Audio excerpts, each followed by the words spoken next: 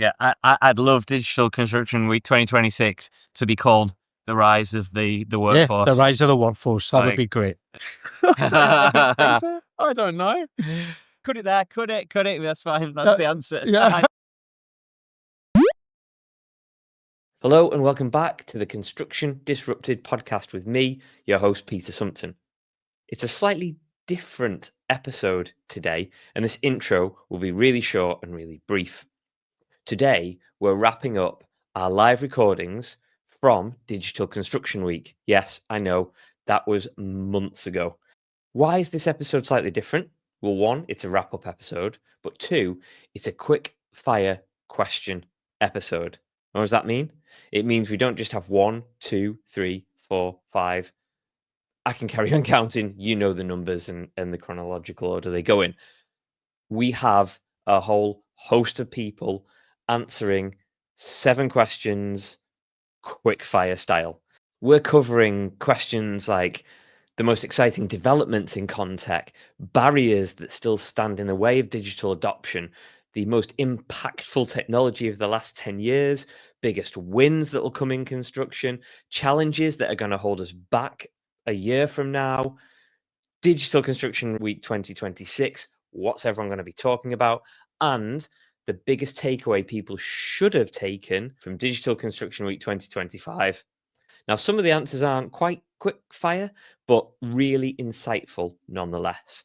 I hope you enjoy this. There's lots of opinions, lots of information, lots of insight from some amazing people live from Digital Construction Week 2025. Here are the quick fire questions.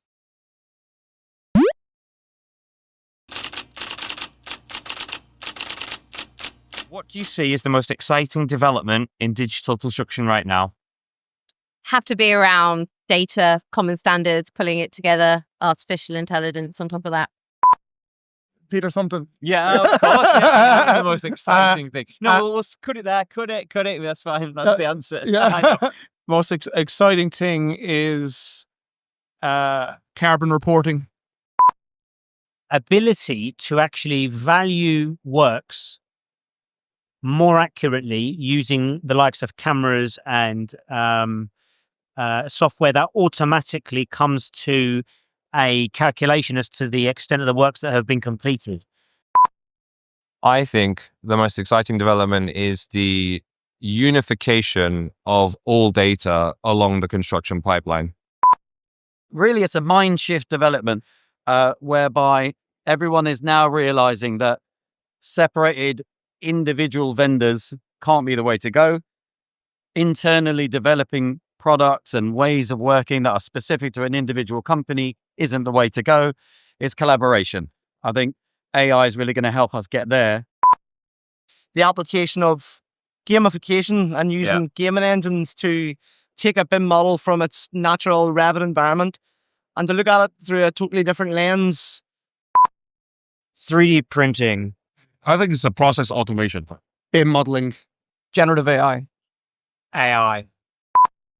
Oh, I dare say the buzzword of AI. I bet everybody said that, but yeah, it's good. I mean, it's something that will benefit the industry, just making certain tasks easier and more efficient for the industry as a whole. Probably the evolution of AI that we've talked about, less of it being little feature in little platforms and it being more of a cognitive role in your organization. Data platforms will bring them together and act as a bridge between different operating environments and different suppliers. I would say cloud technology. So going back a few years, everything was databases and servers. Now with the cloud, it opens up the possibilities to go. Well, for our publication, we're quite finance focused. So we're seeing a lot around invoicing and especially stuff with retention payments. It's quite a sensitive topic at the moment. I think it's the impact of technology platforms and the way that technology platforms will enable data applications and ecosystems to be digitized, because I think that's a massive part of the productivity gains that the construction industry needs. What barrier still stands in the way of wider digital adoption? It's all around the end users, the people, understanding the environments they're working in and making sure technology is constantly accessible and working for them. Okay. Construction tech companies don't have enough real life experience of contracting life. A lot of family businesses in construction and the sales pitch, it's different to any other industry. And I think some tech companies come in and they think they could sell like a normal industry when it's completely different. The pace and the fear of people, I think, to adopt and move forward. People. Construction is just notoriously slow uptake on things. I think particularly with surveying, which is my field. So I think there's real opportunity in that area. I think it's a field ripe for someone to come in and really shake it up. I think they're all societal barriers. So everyone along the construction pipeline doesn't necessarily care about the quality of data they're producing. So that makes the tools less useful.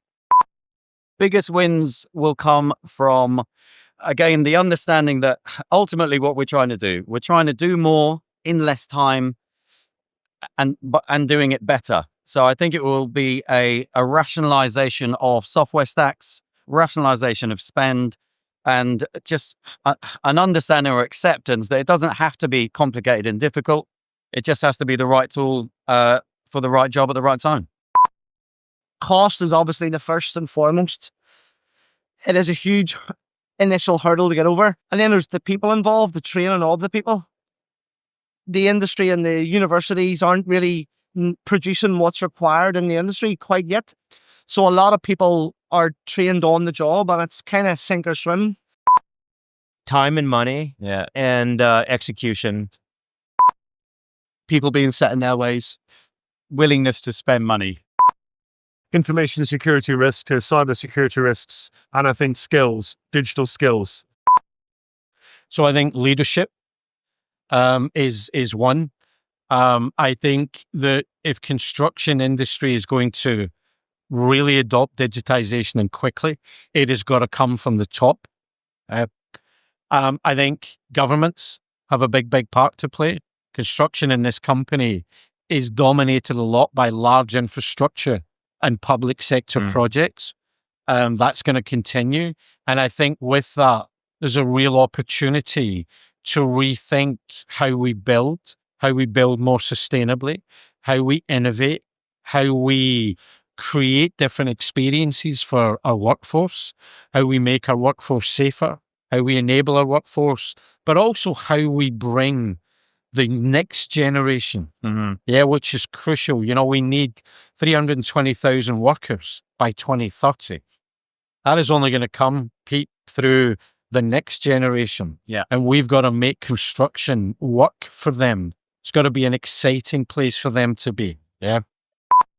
I still think there's a lot of confusion about what AI is. Some of the talks that we do are explaining how the mathematical models actually work. It will be people. I would say people and culture is probably the biggest blockers to move stuff forward. Understanding people's current job roles and constraints they have with that job. What has been the most impactful technology over the last 10 years? What a question. I would have to say AI. Yeah. I mean, we're getting a lot of those answers, exactly, and it makes sense from your background. Yeah, exactly. I'd say the answer to most of these are going to be AI, but anyway. It's definitely advances in ERP. Estimating, or shall I say measurement software. So I think that's revolutionized the way we do measurement exercises. Well, I'm biased, so I think like in situ concrete monitoring is pretty impactful. It's really the mobile phone and the tablet and the ability to carry what was a kind of hard thing to do in an office and allowing people to carry that around with them and solve those problems on the go. It's not just becoming a Revit master or being really good at drawing or operating software. It's the entire picture. You have to almost take 5 steps back and think of workflows, think of people, training. it almost has to be like a 5 to 10 year plan. Yeah. A lot of people attack this thinking that they're going to get results in 6 months.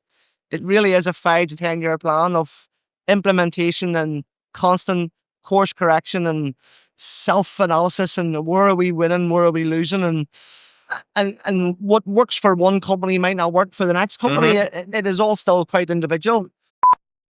This huge influx of large language models and how it's just changing how we go about almost everyday life. So yeah, attention is all you need.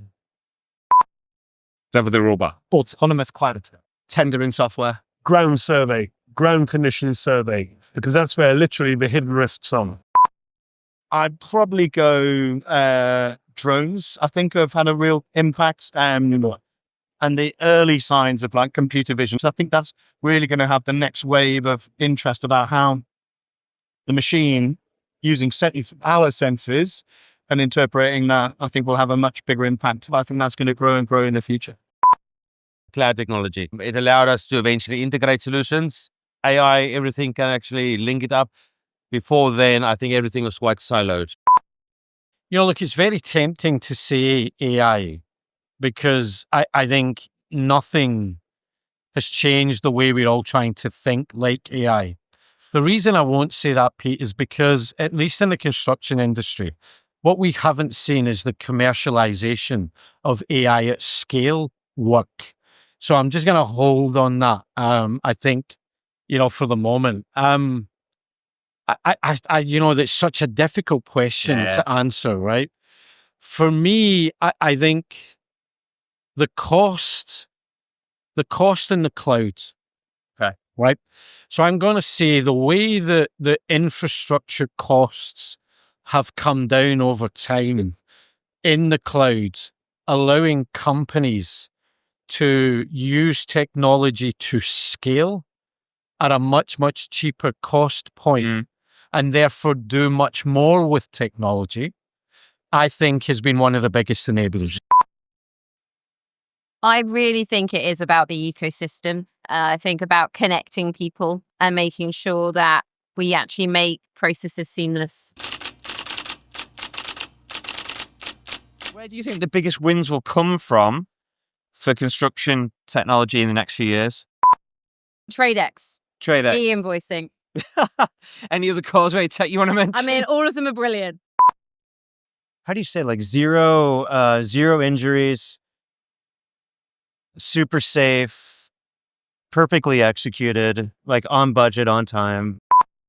It has to be in productivity and completing projects on target, right? And I think that's where a lot of projects fall down. And there's lots of disputes. So hopefully AI and agent-based technology can help enhance that. Getting buy-in from everyone who's involved on a project. What I see is certain softwares which are very, very ambitious, and they require everyone on the design team, everyone on the project team to really buy into it. And I think that's a real barrier. I think that's what the difficulty that many softwares face. It will be the one that cracks that and actually gets buy-in. I think the biggest wins will come from being able to predict how a concrete mix design will perform in every use case in advance before you mix it. Historic ways of working, laggardism. Consolidation. Efficiency has to be the biggest game for us all. Automation becomes a big key. So obviously AI is the buzzword and everyone's talking about AI, but I honestly believe that AI is going to change absolutely everything in the construction industry. Tasks that we would have reluctantly said, I have to spend 4 hours this week producing sheets, producing stuff that an AI engine can now confidently take over. It's almost like the whole bar has shifted. So what we considered completely impossible, maybe only 2 years ago, are now within touch and distance. People who are willing to adopt new methods. More consistent ways of managing data on construction projects and also extracting the economic value from data, because it isn't worth nothing. Joining the dots inside your company, and it's the integration with supply chains. Yeah. And then the third piece is development of an ecosystem. Whilst we've used AI and we're providing features, I think there'll be much better collaboration potentially between some of the bigger providers. Whatever you pick as the primary interface, it's then going to drive a lot of collaboration with how do we get our systems to interact with those agents? Because really what we want as an employee is, I just want to chat to one thing. It's the one thing I trust. I have this kind of weird human-machine relationship with it. I would say integration of multi-platforms. I think it will really change the ecosystem of everybody working together to achieve the long-term goals.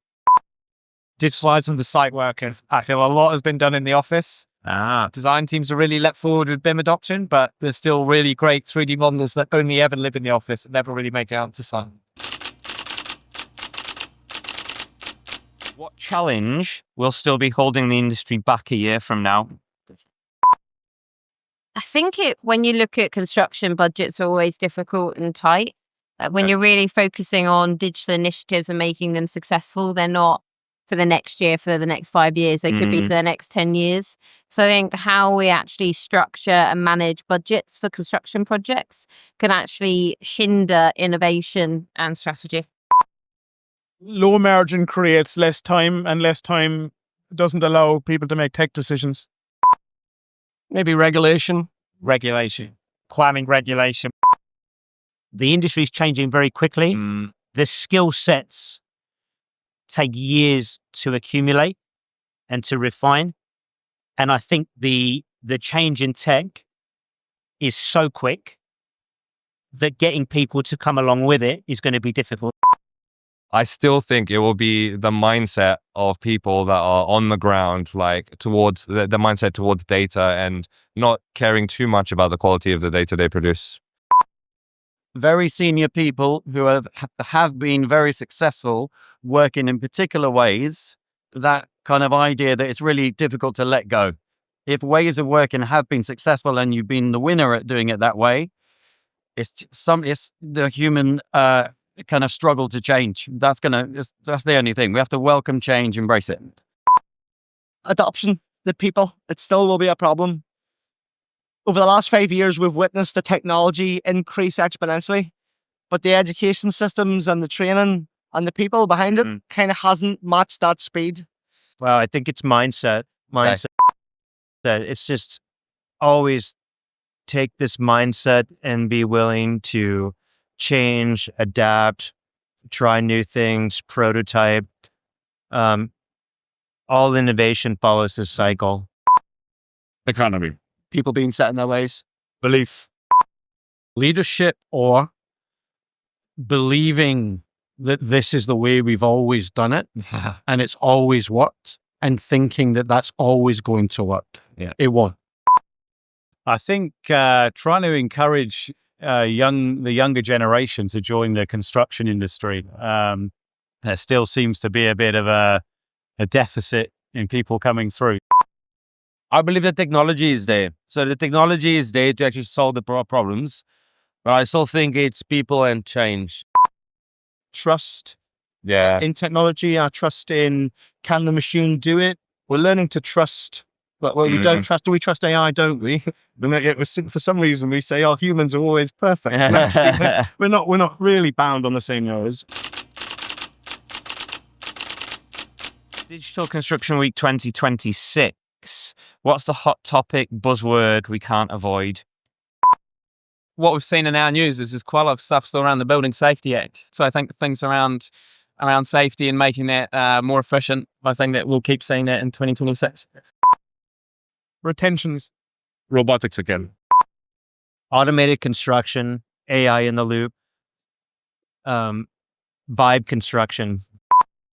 Not doing technology for technology's sake.